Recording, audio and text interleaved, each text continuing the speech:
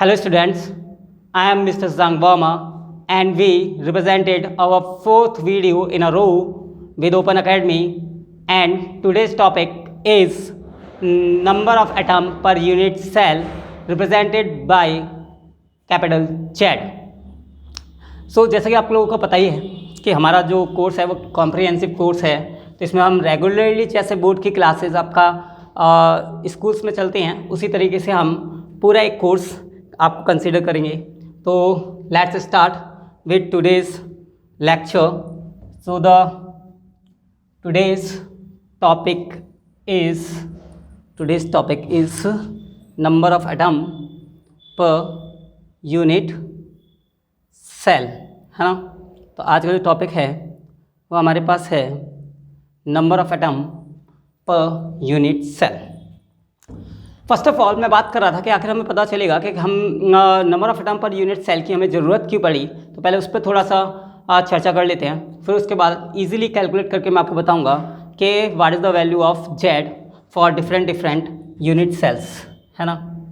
तो जैसे कि मैंने आपको बताया कि हमारे पास एक यूनिट सेल कुछ इस तरीके से होगा और उस यूनिट सेल के हर केसेस में ईच एजेस पर एक एक एटम सिचुएटेड होगा, और दिस एटम जो सिचुएटेड है ये फर्दर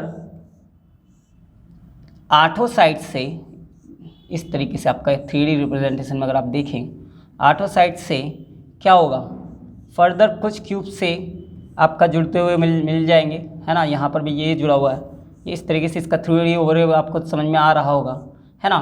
तो आपको साफ दिखाई दे रहा है कि ये वाला जो एटम्स है वो इस वाले क्यूब में भी पार्टिसिपेट कर रहा है, इस वाले क्यूब में भी पार्टिसिपेट कर रहा है और यहाँ पर भी पार्टिसिपेट कर रहा है। Similarly for this, similarly for this, similarly for this, and all of each atoms are participated with different eight cubes surrounded by the main major cubes. Okay, so we calculate the Z for SCC। आपको बोला जा सकता है कि मैंने मान लिया कि मेरे पास एक चौक का डिब्बा है और इसके आठों कॉर्नर्स पे आपके पास एक एक बॉल सिचुएटेड है ना। उसके बाद मैंने क्या किया, उसके बाद मैंने एक नाइफ़ लिया और एक नाइफ़ लेने के बाद मैं उसको इस तरीके से कट कर रहा हूँ कि उसके प्लेन जो भी हैं आपके उस प्लेन पे आप इस तरीके से उसको सरफेस को स्मूथली क्या करेंगे, काटने की कोशिश करेंगे, ठीक है। जब आप उसको इस तरीके से काटने की कोशिश करेंगे तो आपको साफ दिखाई देगा कि ये हमारे पास एससीसी का स्ट्रक्चर होता है ना। तो इस एससीसी के स्ट्रक्चर्स में आपको साफ दिखाई देगा कि अगर यहाँ पर हमारे पास नंबर ऑफ़ एटम्स थे, है ना, 8 नंबर ऑफ़ 8 एटम्स थे, और यहाँ से अगर कोई चीज़ या कोई स्पीसीज कटना स्टार्ट होती है, ये कट जाता है, ये कट जाता है, ये पार्ट कट जाता है, तो उसके अंदर ये तो आपको बाहर का दिखाई दे रहा है, इसके अंदर ये 3D व्यू में केवल इसका इतना पार्ट अंदर की तरफ पार्टिसिपेट करेगा, जो कि ईच कार्बन एटम्स का या होल अपने जो एटम्स है उसका कितना पार्टिसिपेट करेगा, 1/8। कितना पार्टिसिपेट करेगा, 1/8। So the value of Z equal to, आप सभी लोगों को ईजिली दिखाई दे रहा है कि पूरे हमारे पास एससीसी के अंदर 8 एटम्स हैं, 8 मॉलिक्यूल्स हैं या 8 आयंस है, इट मीन्स 8 कंस्टिट्यूएंट्स पार्टिकल्स हैं, और वो 8 कंस्टिट्यूएंट पार्टिकल्स में जो एक हमारे पास एटम्स है उसकी जो पार्टिसिपेशन है वो 1/8 है। इसलिए हम बोल सकते हैं कि 8 × 1/8, 8 से 8 कैंसिल हो जाएगा, 1। सो the value of Z for SCC is 1. The number of atom per unit cell in simple cubic cell is 1. याद रखेंगे आप, ये सारी चीज़ें आपको याद होनी चाहिए, ये आपको न्यूमेरिकल्स में आपका हेल्प करेगी। Now the second one is BCC। सभी को फुल फॉर्म पता है, इजीली पढ़ चुके हैं, body centred cube. Body centred cube. तो बॉडी सेंटर्ड क्यूब की अगर बात करें तो बॉडी सेंटर्ड क्यूब का भी एक रफली स्ट्रक्चर आपके दिमाग में होगा, तो वो रफली स्ट्रक्चर हमारे पास कुछ इस तरीके से होता है ना। Each the considered particles situated between at the each corners as well as at the centre of body, है ना, या बॉडी सेंटर, है ना, तो हम बोल सकते हैं कि atom participated at the corners, है ना, तो एटम्स पार्टिसिपेटेड एट कॉर्नर, तो सेम ही रहेगा भाई, सेम ही चीज़ रहेगी, है ना, इसके लिए बदल तो जाएगी नहीं, आपको साफ दिखाई दे रहा है कि 8 × 1/8 ही रहेगा, तो इट मीन्स 1। तो जो कॉर्नर्स के आपके पार्टिकल्स हैं उनका पार्टिसिपेशन हमारे पास हमेशा 1 के तरीके से ट्रीट होगा, तो वो आपको 1 दिखाई दे रहा है। एंड एट सेंटर पे आपके पास कितना एटम्स दिखाई दे रहा है? 1। और ये जो 1 आपके पास एटम्स है, इसको आप कितना बाहर से काटते रहिए उस पर कोई फ़र्क नहीं पड़ रहा है, क्योंकि जो बॉक्स के अंदर वाला जो एटम्स है वो बड़ा ही ईजिली आपके पास क्या है, सिचुएटेड है, वैसे का वैसे आपके पास रखा हुआ है, तो वो आपका पूरा का पूरा पार्टिसिपेट करेगा, है ना, तो हम बोल सकते हैं 1। सो the value of Z is 8 × 1/8 plus 1, it means 1 plus 1 equal to 2, so the 2 for BCC, है ना, so the value of Z is 1 for SCC and the value of Z is 2 for BCC. Now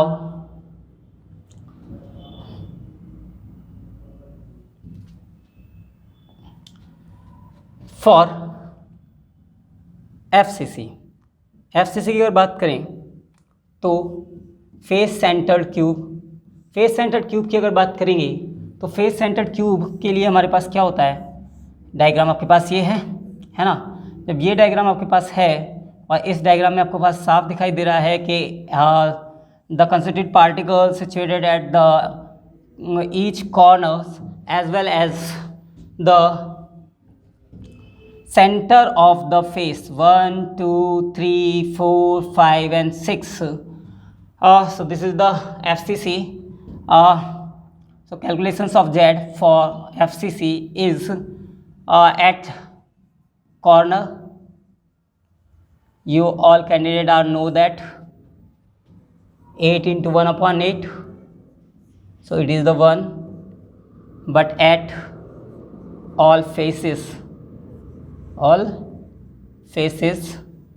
की अगर बात करें तो आपको साफ दिखाई दे रहा है कि इसको आप ध्यान से देखेंगे। देखिए चौका डिब्बा है, कॉर्नर्स पे आपके पास जो भी एटम्स सिचुएटेड थे वो तो आपके पास 1/8 पार्टिसिपेट कर पा रहा था, ये वाला जो मैंने आपको पहले ही बता दिया, है ना, यहाँ तो कोई दिक्कत नहीं है, इसके अंदर इतना ही पार्टिसिपेट कर पा रहा है, 1/8 पार्टिसिपेट कर पा रहा है।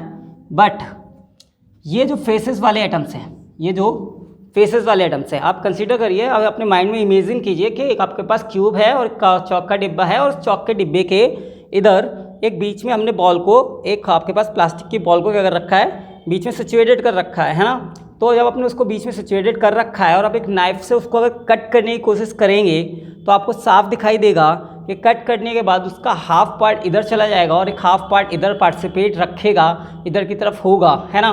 तो जो आपके पास कहने का मतलब ये है कि जितने भी फेसेस हैं उन फेसेस में ये आपके पास इसका 3D व्यू अगर दिखाया जाए और आप हाफ कट किया जाए तो ये फेसेस का जितना भी आपके पास पार्ट है वो उसका हाफ पार्टिसिपेशन करेगा, कितना करेगा, 1/2 पार्टिसिपेशन करेगा।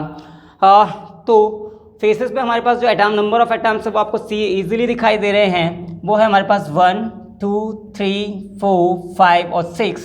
सो the all faces we have 6 atom, participations of each atoms is 1/2. So the participations of atoms at faces as 3, है ना, in this type of crystal. So the total is 1 plus 3. So the value of Z for FCC is 4.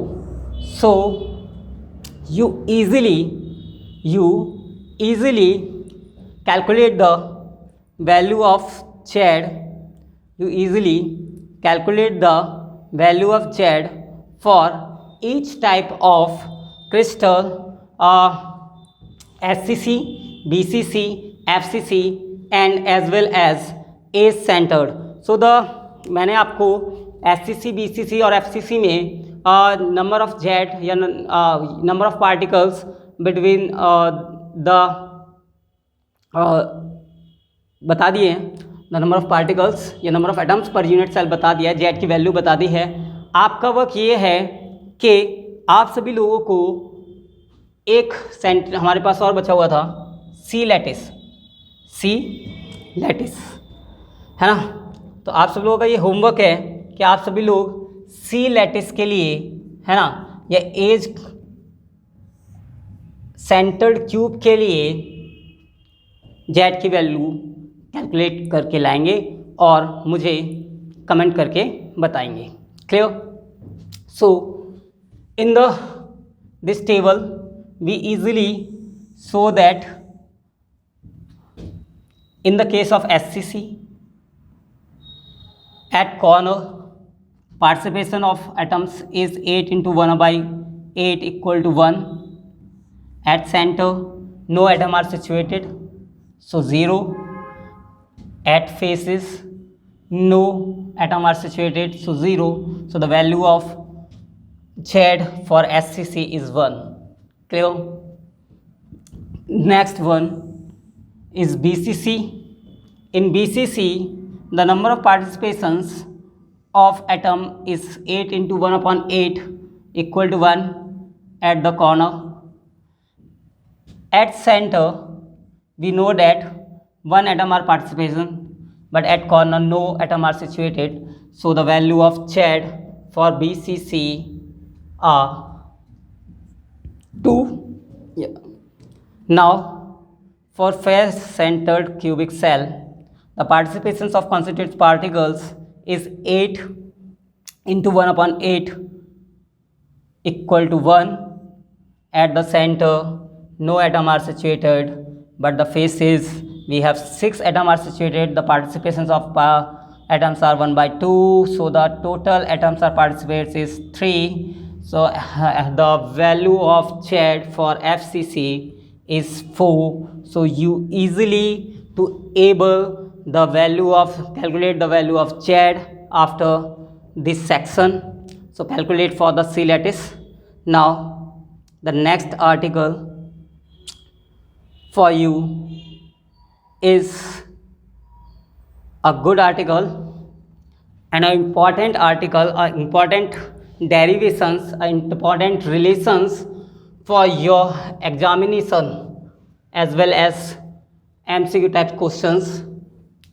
The name of topic is relations between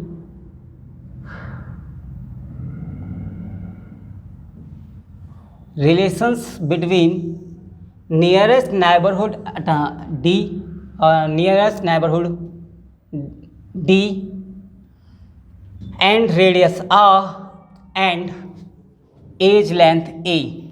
Easily we discuss as the relations between D, R and A. The relations between D, R, A. Here the D is represented the distance here, the distance between nearest neighborhood R is radius and A is age length. So here बेटा आपका ये ध्यान रख लीजिएगा, the relations between nearest neighbourhood distance, यहाँ आप distance word जोड़ सकते हैं, कोई दिक्कत वाली बात नहीं है, सभी समझदार हैं कि सभी लोग बोर्ड में हैं, है ना। So the full form of D R and A is distance between nearest neighbourhood, R is the radius and A is the edge length. तो इनके लिए एससीसी, बीसीसी और एफसीसी के लिए हम डेरिवेशंस की स्टार्टिंग करते हैं। So let's start with the number one crystal is SCC, the simple cubic lattice. The diagram of the simple cubic lattice as this, we know that the participation of the atoms situated at the all of corners in this type of crystal. So this is the diagram of SCC. Now what's the relations between the DR and A? If we consider this type of crystal in a 3D view, so we easily remember in our minds the number of particles or number of constituent particles are so much dense in solids. So the unit cells is combined together by the 1 by 1, है ना. सो हम बोल सकते हैं आपके पास कि इसके ऊपर एक और डायग्राम होगा, इसके ऊपर एक और डायग्राम होगा, या ये वाली जो डिस्टेंस है ये बिल्कुल ना के बराबर हम लेके चल सकते हैं क्योंकि डेंसिटी बहुत ज़्यादा कम है. तो मेरा कहने का मतलब सिर्फ इतना सा है कि ये वाला जो एटम है और ये वाला जो एटम है उसको मैं अगर इस तरीके से कंसीडर करूँ, देखिए है ना, इस पेन से आपको दिखाई दे रहा होगा, दे रहा है तो अच्छा है, अदरवाइज़ मैं आपका थोड़ा सा इसको बदलने की कोशिश करता हूँ, है ना. देखिए तो हम ये मान के चल रहे हैं कि दो एटम्स के बीच में जो है वो डिस्टेंस बिल्कुल ना के बराबर है, बिकॉज जो आपके पास सॉलिड है वो क्या बहुत सारा नियरेस्ट है ना.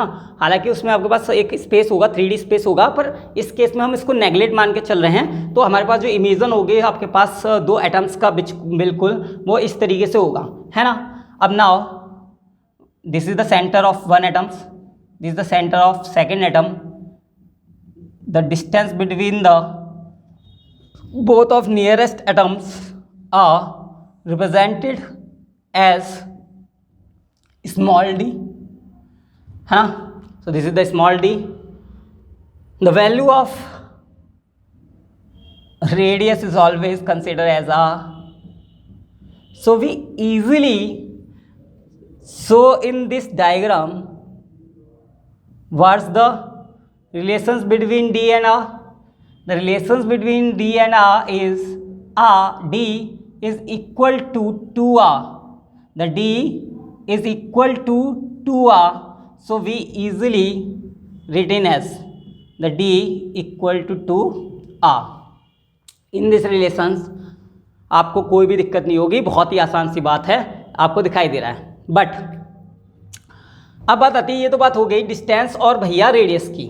अब हमें बात करनी है ए की. तो जब आप किसी सिंपल क्यूबिक केस की बात करते हैं तो आपको साफ दिखाई दे रहा है कि ए है एज लेंथ, यानी एक कोने से भैया दूसरे कोने तक की डिस्टेंस, एक कॉर्नर से दूसरे कॉर्नर की जो डिस्टेंस है वो हमारे पास एज लेंथ है. और डी जो है वो डिस्टेंस बिटवीन नियरेस्ट नेबरहुड्स है. तो in the case of SCC आपको साफ दिखाई दे रहा है कि आपका इस केस में जो डिस्टेंस बिटवीन नियरेस्ट नेबरहुड है वो भी सेम ही रहेगी हर केस में. देखिए हर केस में ये सेम ना जो डिस्टेंस है वो आपका सबका क्या है, सेम ही है, क्योंकि सेम डिस्टेंस पे हर एटम सिचुएटेड हो रखा है ना. और बात करें आपके पास एज लेंथ की, तो जो आपके पास डी है ना, जो आपके पास डी है वही आपको ए दिखाई दे रहा है, वही आपको ए दिखाई दे रहा है, क्योंकि ए आपके पास किसको दिखा रहा है, एज लेंथ को, कॉर्नर्स पे जो एटम सिचुएटेड है उनकी डिस्टेंस को. तो in the case of SCC we relation between D and A is D equal to A. So we written as D equal to A equal to 2R, D equal to A equal to 2R. So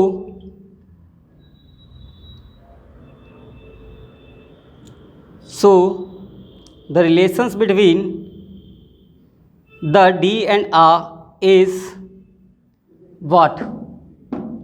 So the relations between D and R is R equal to D by 2 equal to A by 2.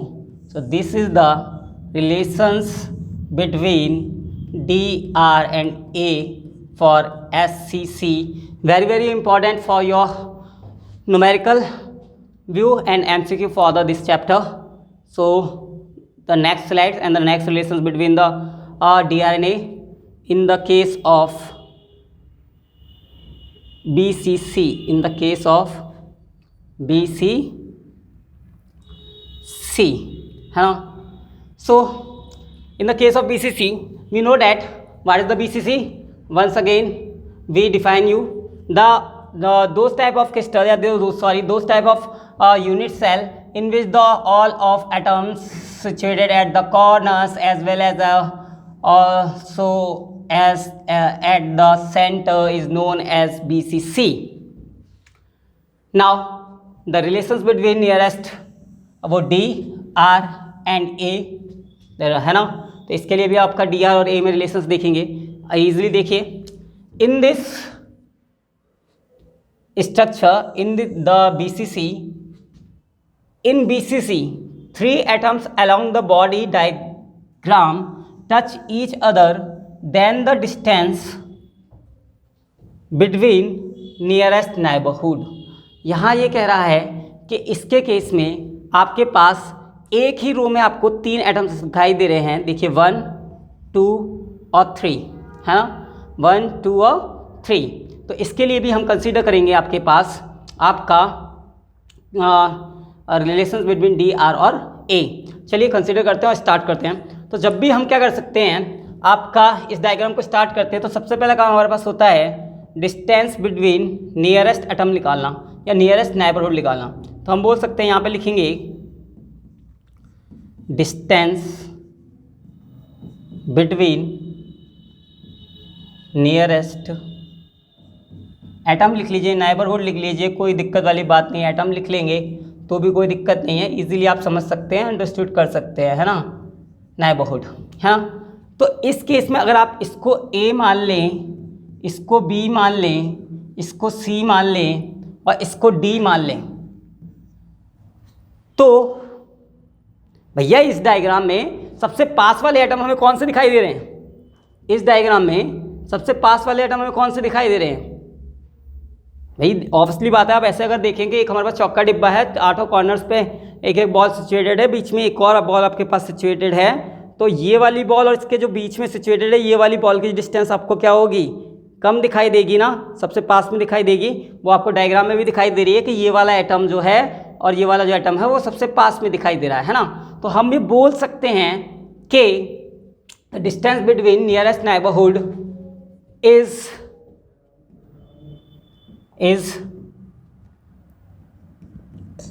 AD by 2 is AD by 2 है ना. AD का half आपको दिखाई दे रहा है. ये अगर पूरी AD है तो इस वाले की डिस्टेंस हमारे पास क्या है? इस वाले स्ट्रक्चर्स की हमारे पास जो डिस्टेंस है वो इससे आपको हाफ दिखाई दे रही है. देखो भैया, है ना. तो हम बोल सकते हैं easily it is the AD by 2. Clear है ना. अब चलते हैं आगे. नाउ वी कंसीडर दैट, सबको दिखाई तो दे रहा है ना, इसको हमने A, B, C माना है और इस पॉइंट को D माना है.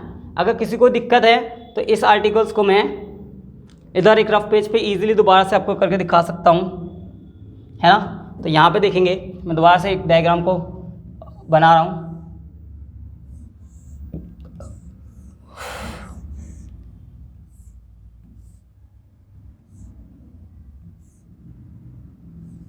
एक, 2, 3, 4, 5, 6, 7, 8 और ये आपके पास बीच में. ठीक है, इसको आपने यहाँ से इस तरीके से कंसीडर किया था, है ना. और ये अपने पास, ठीक है, इसको मान सकते हैं A, ये हो गया हमारे पास B, ये हो गया हमारे पास C, ये हो गया D, और एक लाइन हम इस तरीके से खींच सकते हैं. Clear. So we have the 2 triangle in this diagram. So first of all we write, पहला काम तो क्या करना था आपको, वही लिखवा ही दिया था हमने. क्या लिखना है? डिस्टेंस बिटवीन नियरेस्ट एटम लिख लो भैया, क्यों टफ क्यों करने चीज़ों को ना. हाँ, तो distance between nearest atom is, इसको रिप्रेजेंट कर रहे थे D से, तो D इक्वल टू हमने लिख लिया था साफ आपके पास AD by 2.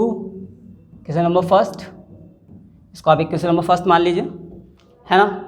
नाउ इसके बाद हम कर सकते हैं in triangle ABC, in triangle ABC.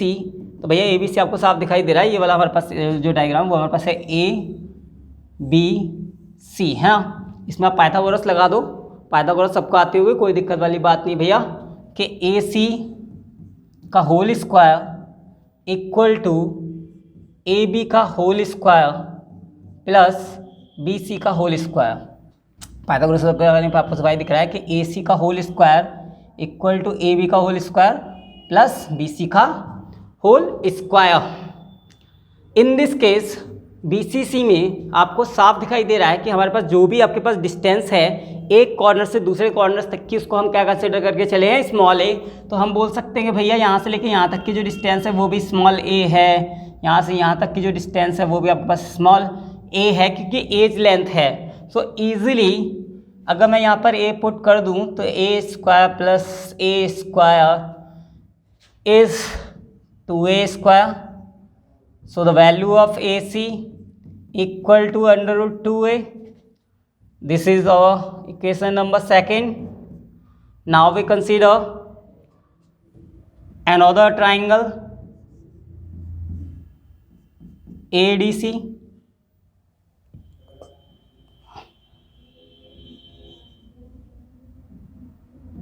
Triangle ADC है ना। ADC कौन सा भैया, ये वाला आप ADC देखिएगा, ध्यान से देखिएगा, ADC है ना। A ये आपको दिख रहा है, D ये अपने पास C है ना। सो नाउ द ADC में भी भैया लगाइए Pythagoras.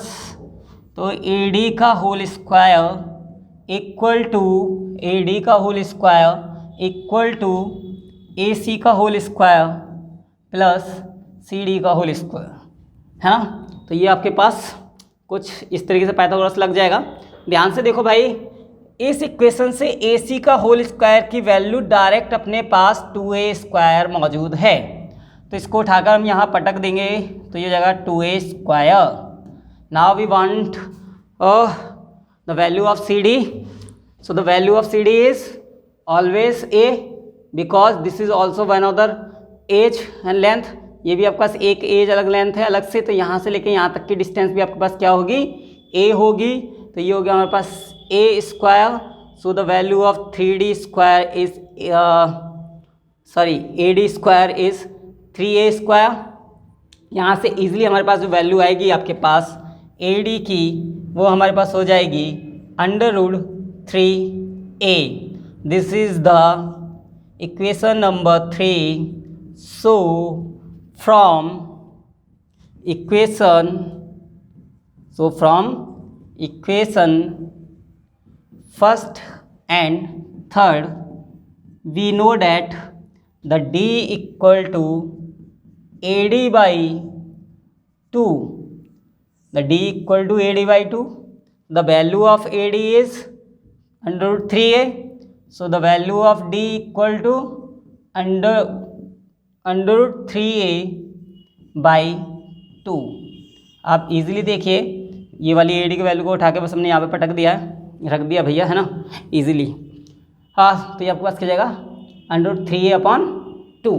So this is the another relations between the D और A for BCC crystal. Now we want the relations between the D and A है ना। So we know that the D, what are the relations between the D equal to A equal to 2R. So R equal to A D by 2 और A by 2। यहाँ से आप क्या कर सकते थे, यहाँ से हम ये रिलेशंस अगर निकाल लें कि R equal to D by 2, तो क्या कर सकते हैं, R इक्वल टू D की वैल्यू क्या है भाई, अंडर रूट 3a अपॉन 2।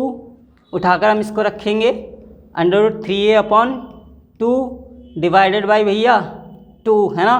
तो the next relations between D and A is R equal to under root 3a। This is another important formula for your syllabus or numerical perspective. So now we discuss about the next relations. If you have any query, any doubts, so easily explain me, sorry easily आप पूछ सकते हैं, है ना. Sorry थोड़ा मैं आपको बताना भूल रहा हूँ, है ना. चलिए मैं कहने का मतलब ये कि आप पूछ सकते हैं कहीं भी, है ना. स्टार्ट करते हैं आगे. तो अपना जो नेक्स्ट आर्टिकल है वो है आपका the relations between D R and A for FCC crystal, है ना। तो भैया सबसे पहले हमें पता होना चाहिए कि एफसीसी क्रिस्टल होता क्या है। तो एफसीसी क्रिस्टल के लिए आप लोगों को सबको इसके फॉर्म पता है, तो वो हमारे पास होती है फेस सेंटर्ड क्यूबिक सेल, है ना। और ये होता क्या है, ये एक बार दोबारा से क्या कर लेते हैं, रिवाइज कर लेते हैं। So the unit cell in which atom are situated all the corners as well as all the faces.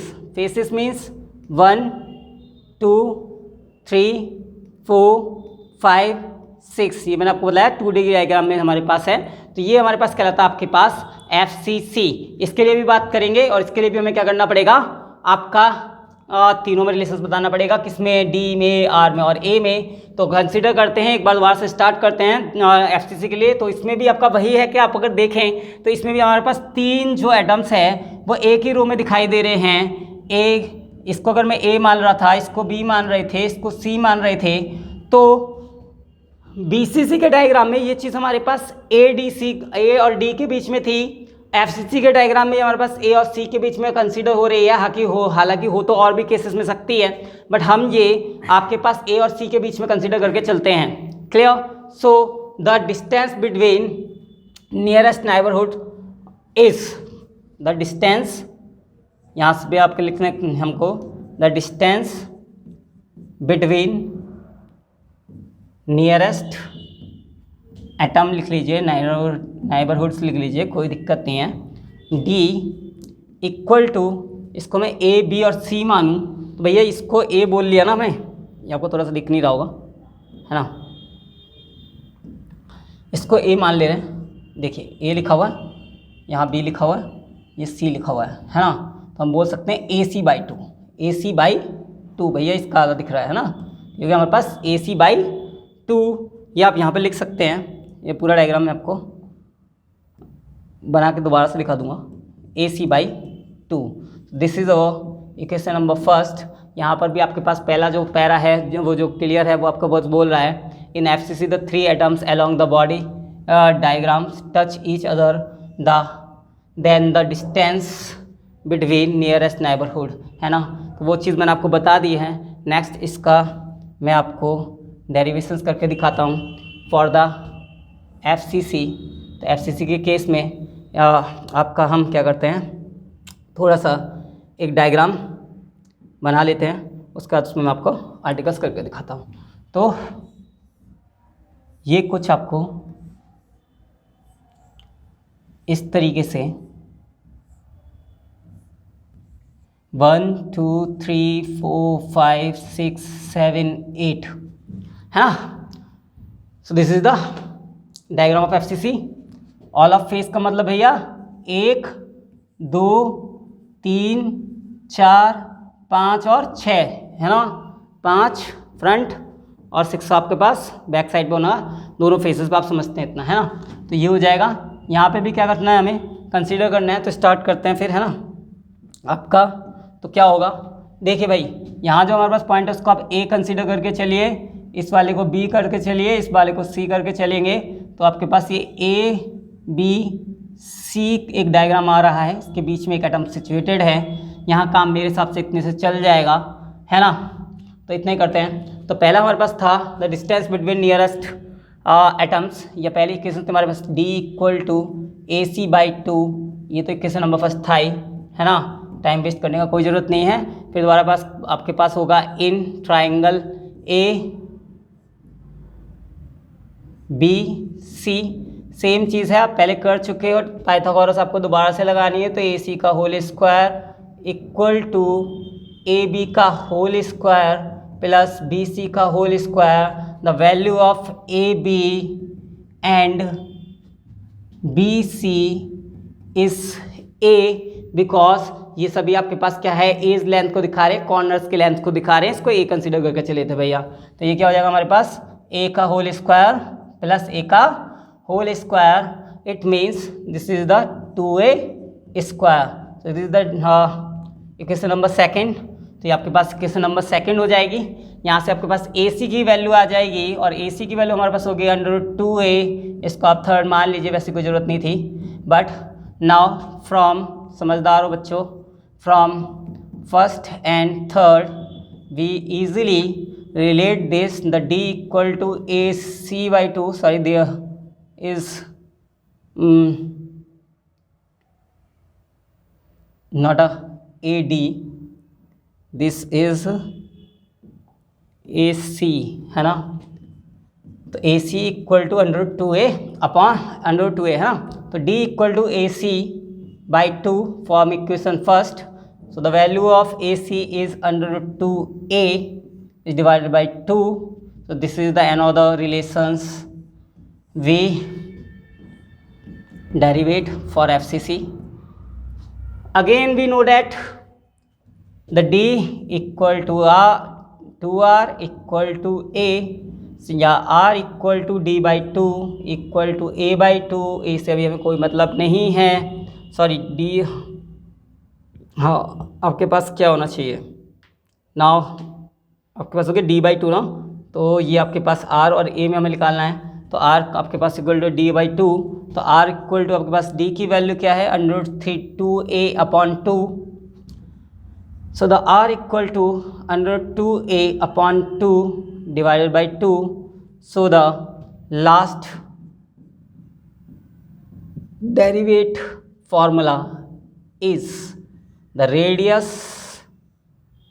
Of FCC in the terms of A is R equal to √2a/4. So this is the last derivations. Okay, so now once again we remember this all formulas in a table form easily. We know that in this table this is the type of unit cell, this is the type of unit cell है ना। this is the D, what the representation of the D is distance between nearest neighborhood, you all are know that the R is the radius of atom and the relations of D and A for SCC is A, because we know that D equal to A in this case है ना। and the value of R for SCC is R equal to A/2 है ना। ये हम अभी derivative कर ही चुके थे। नेक्स्ट फॉर BCC के लिए भैया आपका होगा, अभी डेरिवेट किया √3a/2 इन है ना। ये आपके पास होगा √3a/2 है ना। √3/2 हो गया ये आपके पास। कोई नहीं, इसको दोबारा से देखते हैं। आपके पास होगा √3/2 है ना। And similarly for the value of R is √3a/4 for BCC crystal है ना। In the terms of fractions अगर बात करें तो हमारे पास हो जाएगा 0.866a and this is the 0.433a and the last one for FCC। वैसे ही देख लीजिए, टेबल्स आपको पता है, ये याद ही कर लिया था। तो FCC के लिए ये बोल रहा भैया D की वैल्यू क्या होगी और R की वैल्यू क्या होगी, अभी हमने कैलकुलेट कर लिया था। दिस इज द √2a/2 और दिस इज द √2a/4। तो इसको आप समझदार हैं, फ्रैक्शंस में भी कैलकुलेट कर सकते हैं। अगर आपका आंसर आता है तो आप डायरेक्ट यहाँ से कैलकुलेट करके बता सकते हैं। So thank you for watching this video. Stay with open academy and Shashank Verma, और आपको होली की